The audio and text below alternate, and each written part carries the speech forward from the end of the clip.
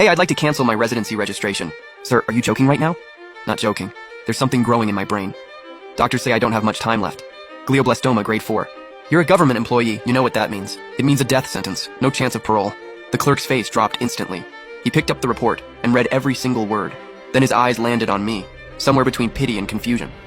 He was about to say something when the door to the registry office flew open. My dad stormed in wearing his police uniform, sharp as ever.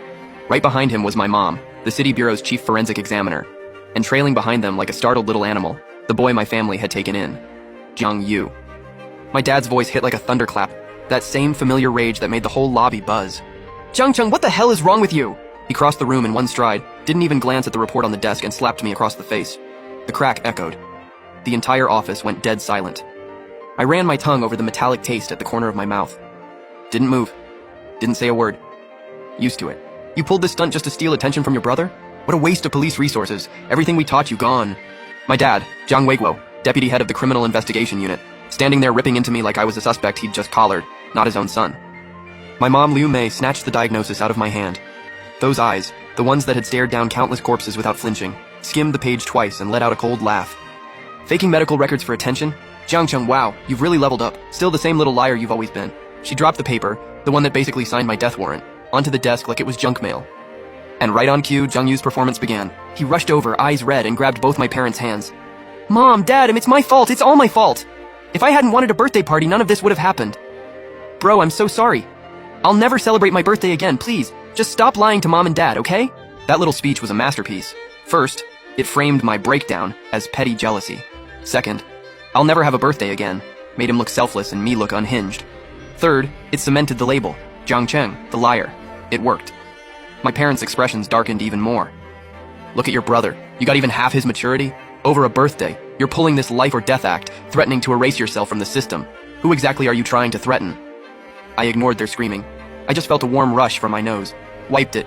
Hand came back bright red. Not staged. Real nosebleed. Brain tumor pressing on the nerves. One of the most common symptoms. But to them, I'm sure this was just another prop in my little performance. I calmly pulled out a tissue, wiped my hands and face clean, and walked back up to the clerk, right in front of all of them. Voice low, but clear. Officer, can we get started now? The poor clerk looked completely lost. He glanced at me, then at the 3 righteous family members behind me, and looked like he wanted to disappear. Sir, you need a death certificate to cancel a residency registration. I know. That's why I'm just here to ask about the process, and to submit a request, a missing person declaration. Once the time comes, I'll be legally dead anyway. My dad started shaking. He grabbed my collar. You piece of garbage is my son, filing to go missing? Do you have any idea how embarrassing this is for me? Deputy Chief Jiang, first, I'm 26. I have full legal capacity. Second, I'm filing for myself. It has nothing to do with who you are. And third, I'd suggest you let go. There are cameras in here. His face went from red to ash. He clearly never expected me, the one who always just took it, to talk to him like this.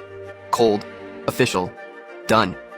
My mom, Liu Mei, true to form, always the calmer one, stepped forward and pulled my dad's hand off me.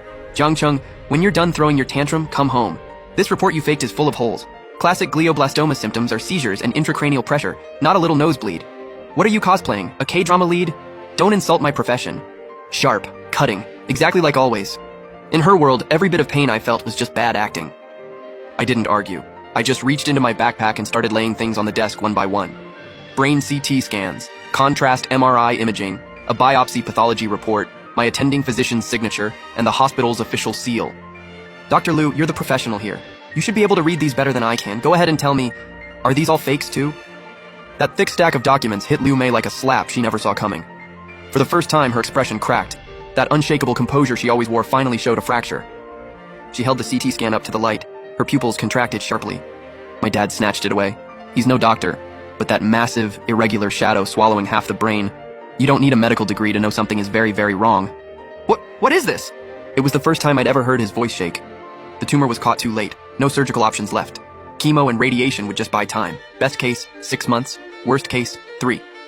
I said it like I was reading someone else's story. Flat, calm, because the worst part was already over. The worst part was calling them over and over with my preliminary diagnosis, and only getting, the number you dialed is currently unavailable. The worst part was lying alone in a hospital bed, signing my own biopsy consent form.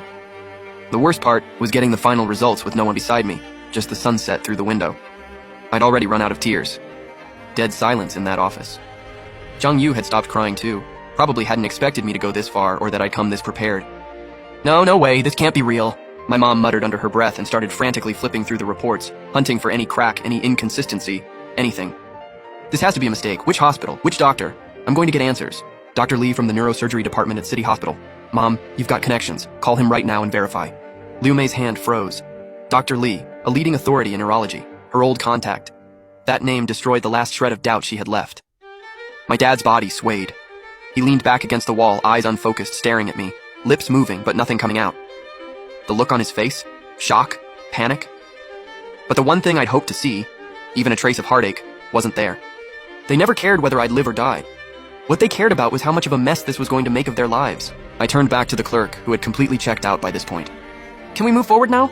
He opened his mouth, just about to answer. Zhang Yu dropped to his knees in front of me with a thud, arms wrapped around my legs, tears streaming down his face. Bro, don't do this to me. It's my fault, okay? I shouldn't have asked for a birthday present. I shouldn't have asked Mom and Dad to take me to the amusement park. Whatever you want, I'll give it to you. Please, don't shut us out. Don't leave this family. He was sobbing like his heart was breaking, like I was the one abandoning the whole world. And yet here he was, on his knees, taking all the blame, playing the devoted little brother perfectly. I laughed. The vibration in my chest made me cough, and I coughed up blood. It splattered across his clean white shirt like a bloom of red flowers. Ironic. Beautiful, almost. Zhang Yu. Haven't you always wanted everything I had? My room, my computer, Mom and Dad's love. I'm about to be gone. All of it's practically yours now. Shouldn't you be happy? So why the tears? Zhang Yu went completely rigid. Through the tears, the mask slipped, just for a second. And what flashed behind those eyes wasn't grief. It was genuine, raw fear. My parents finally snapped out of it. And the way they handled it, exactly what I'd come to expect after a lifetime of knowing them. My dad's first instinct, control the scene. He rushed to the door and barked at the people peeking in. Nothing to see here, so police business, move along. Then he spun around and lowered his voice into a sharp hiss. Zhang Cheng, home, now. Whatever this is, we deal with it at home. Or do you want every single person here to know our business? Family business. In their eyes, me dying was a PR problem. My mom switched back to forensics mode almost instantly. She pulled out her phone, not to call Dr. Lee, but to call a lawyer friend. Hey Wang, quick question. My son's not thinking straight. He's talking about canceling his registration, cutting ties. In a situation like this, legally speaking, can we as his guardians, oh, he's an adult. So as his parents, do we have any legal grounds to stop him? No, not unless you can prove he's mentally incompetent. He kept his voice low, but in that silent office, every word hit like a needle in my ear. He wasn't worried about my illness. He was building a legal strategy to contain me. I watched these two people I'd called my parents my whole life. Whatever warmth I had left went completely cold. I'm not going back. I pulled free from Zhang Yu's grip and stood up straight. I stopped having a home the day you brought him here. Zhang Yu was brought home 15 years ago. They said he was the orphan child of a fallen comrade. He's had it rough. We take care of him. From that day, everything I had started getting divided in half. Sometimes more than half. My toys, Zhang Yu wanted them, so they'd say, "You're the older brother, let him have it." My new clothes, Zhang Yu eyeballed them, so they'd say, "Xiao Yu's growing fast. Give him that one, we'll get you new ones." My bedroom, Zhang Yu said the sunny one was nicer, so they said, "You take the smaller room. Give him the big one. Don't be selfish." Then they started giving away the thing that actually mattered, their love. Zhang Yu got sick. They'd stay up all night at his bedside. I ran a fever and got, "Drink more water. Boys don't need to be babied." Zhang Yu bombed a test. They'd gently say, "It's okay, try harder next time." My grades slipped even slightly. I got screamed at, "Do you even want to go to college?" I used to think, if I was just good enough, smart enough, accomplished enough, I could earn their attention back.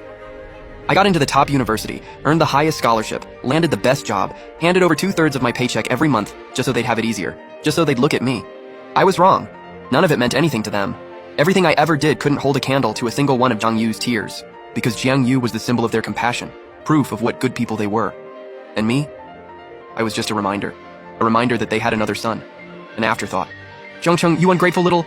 What do you mean we treated you badly? We fed you, clothed you, gave you everything, and now you've got the nerve to throw it back in our faces. Fine, you want to settle the score? Let's settle it. I turned to the clerk who hadn't said a word this whole time.